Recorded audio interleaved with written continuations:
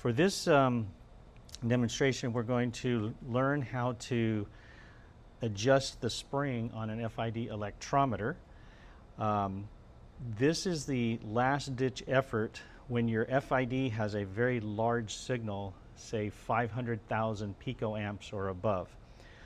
Normally, we have a previous video that we've had where you go in and you tap on the electrometer, and if that doesn't work, we have a last ditch effort that you can try and see if this works. If this does not work to get your picoamps down to 20 picoamps or less, then it's an electrometer replacement after that. So we're going to try to do this and see if that helps us out. So first of all, we have to access the electrometer. So we're going to take this screw off here and expose the electrometer here. We're also going to need to take the side panel off with the screw on the side and just set that down. So what we're going to do here is we have this ribbon cable right here that goes down to the electrometer, and we're going to disconnect this ribbon cable here like that. Okay.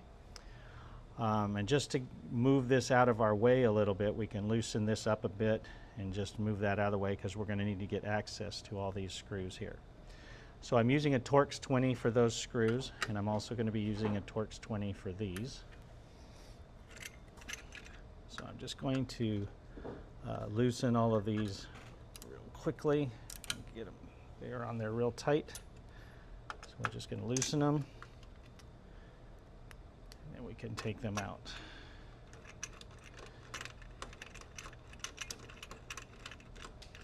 And I should have mentioned this at the first. The GC should be off to do all this.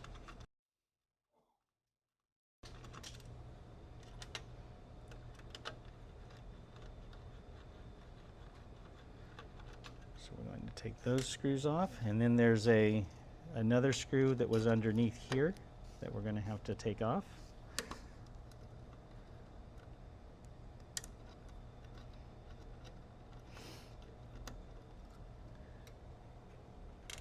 So that should allow our electrometer to completely lift up and out. So here's the spring that makes contact inside with the collector on the FID, and we now have the electrometer removed. At this point, we're going to need to switch to a T10 screw, and we're going to take this lid off here. And that exposes the electrometer in here. Now this has 4 screws that are going to hold in the electrometer.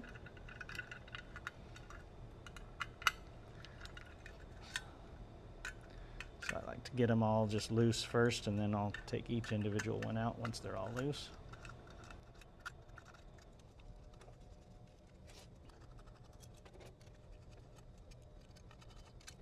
And then this board lifts out. And you notice there's a post right here. That post is going into this hole right there. And inside here is our spring. And so we have 2 more screws we need to get so that we can take this cover off right here. And we're going to take that cover off. And that exposes the spring right here. So what's happening is this post in here is making contact with that spring right there. And sometimes it fails to make contact, and that's what's causing the problem. So what I like to do is take just a normal pencil eraser and clean the surface of this off. This will clean any corrosion or any kind of buildup that might be on there. It's just a nice, very, very soft, mild abrasive to get any kind of oxidation off that and make it a nice surface again. So that's the first thing I'm going to do. Then, if you'll notice there, all this is this spring is attached to the electrometer, and it has an angle here. I'm just going to bend that up a little bit like that so that that spring is making good, solid contact with that spring. Okay, so just a slight bend up. After that, we're going to reassemble now. So we just have to reverse that process. So we're going to start with the cover. And again, we got to make sure the cover has the hole facing this direction. And now it's just a matter of putting all these screws back on.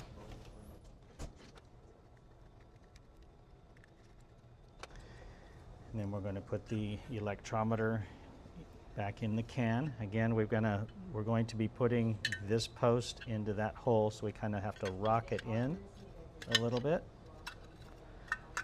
And we're making sure that this cable is in this little tiny cutout right here. So then we know we have it right. And we got the 4 screws to put in.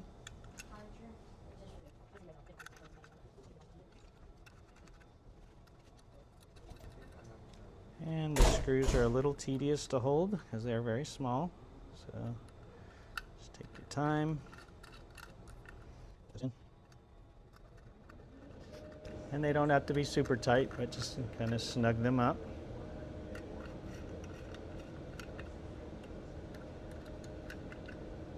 Yeah.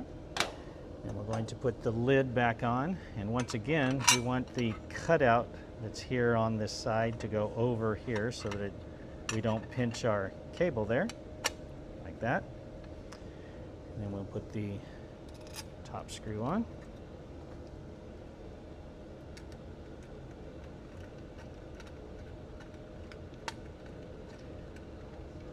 And now it's time to put the electrometer back in the GC, and so we're going to go back to the T20.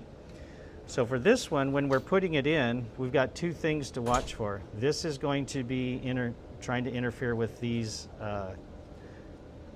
plastic supports right here. We need to make sure this is in the right position, and we have to get the spring into the collector in here. So we're going to want to rock it in there where that spring goes in there. This clip has to go over this, and we have to hold this back a little bit because it has to be back in here like this. So we're going to kind of put it in at an angle. I'm holding this insulator. I'm going to rock it in until I feel that spring go in there. And now notice it won't go down because this thing is in the way, so I have to move it back, and then it just lays down in there. And now I just have to reattach all the screws. So we're going to start with the one that goes under the can. And I'm going to put these screws on.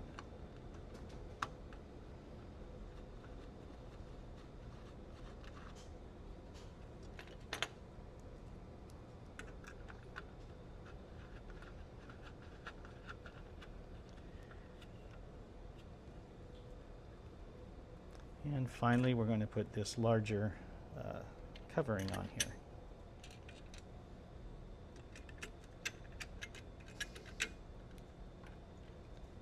All right, and once all of the covers are in place, we're going to reconnect the Molex connector.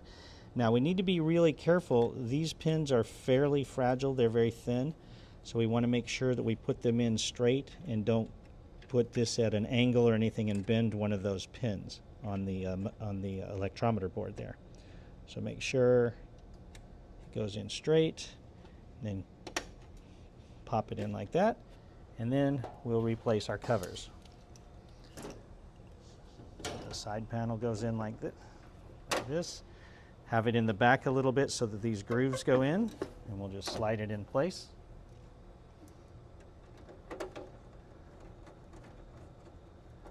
The side screw, and we're going to lower this one and screw it in over here. And that is it, and hopefully that will fix your high background signal on your FID.